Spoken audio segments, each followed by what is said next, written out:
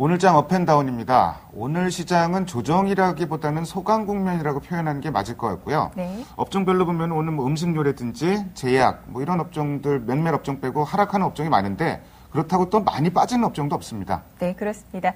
지수는 현재 약보합권에서 거래가 되고 있습니다. 0.2%의 하락으로 1844선이 기록되고 있습니다. 자, 유가증권 시장에서 외국인 지능기업과 우리들 생명과학, 하나금융지주를 매수하고 있습니다. 기관 쪽에서는 대우건설과 기아차, 현대그린푸드를 매수하고 있는 상황이고요.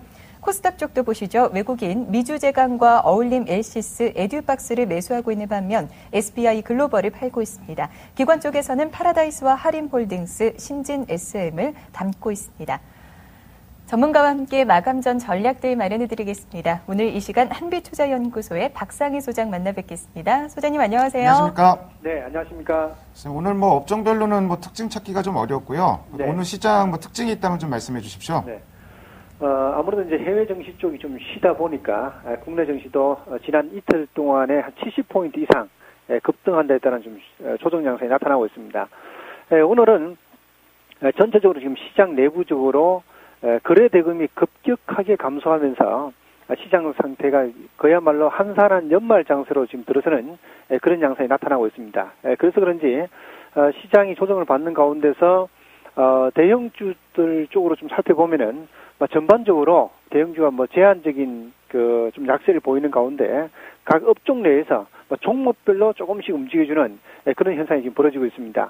그리고 또 시장이 이렇게 좀 쉴 때는 항상 그 시장과 반대쪽에 있는 주식들, 다시 말해서 경기 방어적 성격의 주식이라 볼 수 있는 일부 내수 관련주, 제약주라든지 또 그리고 오늘은 또 낙폭이 컸던 유통업종 이런 쪽이 좀 흐름이 좀 양호한 편이고요. 보험주도 경기 방어주죠. 보험주도 좀 선별적으로 움직임이 있습니다. 그리고 여전히 시장이 탄력적으로 추세적 상승에 진입하지 못하고 지지부진한 그런 어떤 흐름이 나타나자 종목 중심의 개별 종목 장세도 일부 테마주를 중심으로 해서 계속해서 연장되고 있는 그런 상황이 벌어지고 있습니다. 자, 이런 상태인데요. 좀 특이한 종목들 보게 되면은 유럽의 유럽 중앙은행의 유동성 공급 정책에 힘입어서 상품 관련주 쪽에서 이제 고려한 같은 종목이 조금 움직임이 있다는 사실이고요. 그리고 그와 더불어서 지금 개별적으로 조선주도 상품주 움직일 때 같이 움직이는 업종인데 오늘 같은 경우는 이제 삼성중공업이 좀 움직임이 좀 양호한 모습 보여주고 있습니다. 이 밖에 또 IT 쪽에서도 완전히 소외되어 있었던 삼성테크인이 또 소외주로 순환매 돌면서 일부 반등하고 있고요. 자동차는 최근 급락 이후에 이제 기술적 반등이 계속 연장되면서 역시 절대적인 메리트를 가지고 있는 그런 업종이기 때문에 완성차 업체 중심으로 해서 오늘도 저항받는 가운데서도 상승 시도는 계속 나타나고 있습니다. 그런 정도고요. 전체적으로 볼 때 그렇습니다. 시장 내부적으로 시장에 대한 어떤 상승 모멘텀도 없고 또 주도 세력도 계속해서 나서서 주지도 않고 있고요.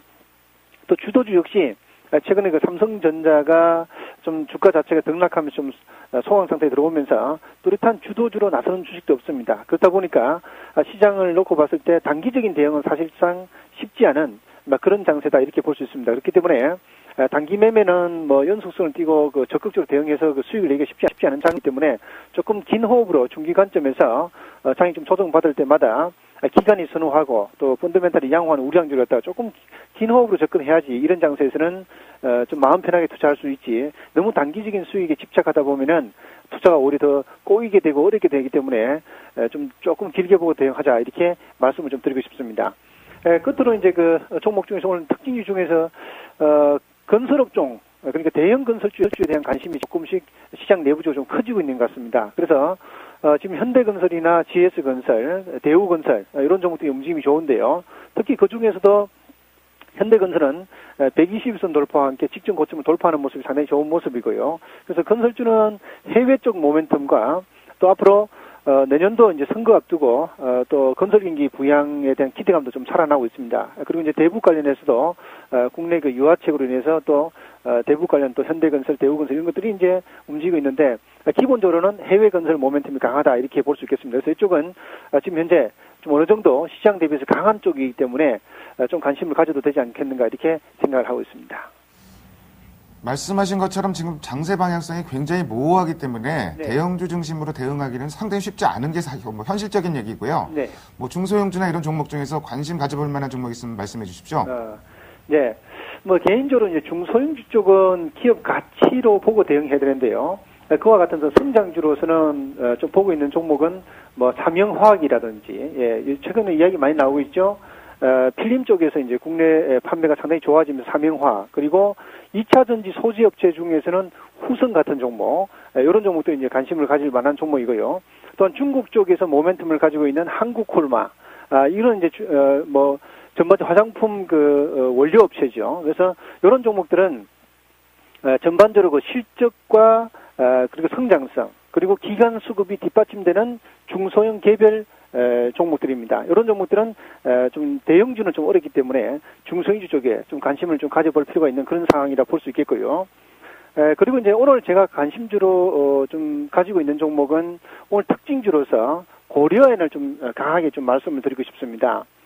왜냐하면은 지금 오늘 최근에 고려엔 같은 경우는 외국인 투자가들이 계속적으로 매도해왔던 대표적인 상품 관련주입니다.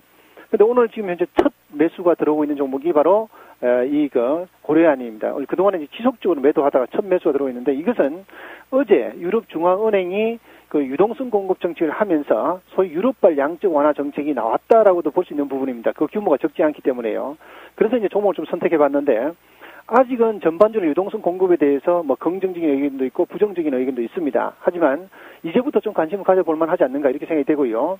유동성 공급이 확대되면 위험 자산인 주식과 상품 시장으로 이제 돈이 흘러 들어오게 되고, 필연적으로 상품 관련 쪽에서는 관련주가 움직이게 되어 있거든요. 그래서 고려엔에 대한 좀 관심 가져볼 필요가 있는데, 잠깐 차트를 보면서 이거는 좀 말씀드리겠습니다. 뭐 아까 중소형주와는 별개로 대형주 쪽에서 좀 수급을 보면서 말씀드리겠는데, 한번 보겠습니다. 차트 보시게 되면 지금 주가는 아래쪽에는 29만 원 전후가 지지선이고요. 위쪽에 지향선은 한 37, 8만 원 선이 저항선입니다. 우선은 이 박스권 내에서 급락 이후에 반등 주고 나서 이 박스권 내에서 좀 트레이딩 관점에서 관심을 가지고 좀 접근해야 될 종목이다, 이렇게 판단이 되는데요. 뭐 실적이야 아주 펀더멘탈은 양호합니다. 올해 영업이익은 한 9,500억 정도고 순이익은 한 7천억 정도까지 나올 것으로 전망이 되고 있기 때문에 뭐 펀더멘탈에 대해서는 뭐 의심할 여지는 없고요. 다만 시장이 문제죠. 그래서 매매 전략을 세운다면 한 30만 원에서 한 31만 원 사이, 그 정도에서 좀 관심을 가져서 좀 저가 매수를 좀 대응할 필요가 있겠고요. 목표는 한 37만 원, 손절은 29만 원, 이렇게 제시해서 여러분들께 좀 관심 가지고 좀 트레이딩 할 만한 대형 우량주 좀 말씀드리겠습니다. 네, 목표 가격 37만 원입니다. 고려 아연까지 확인했습니다. 오늘 이 시간 한빛투자연구소의 박상희 소장과 함께했습니다. 고맙습니다. 안녕하세요. 네, 고맙습니다.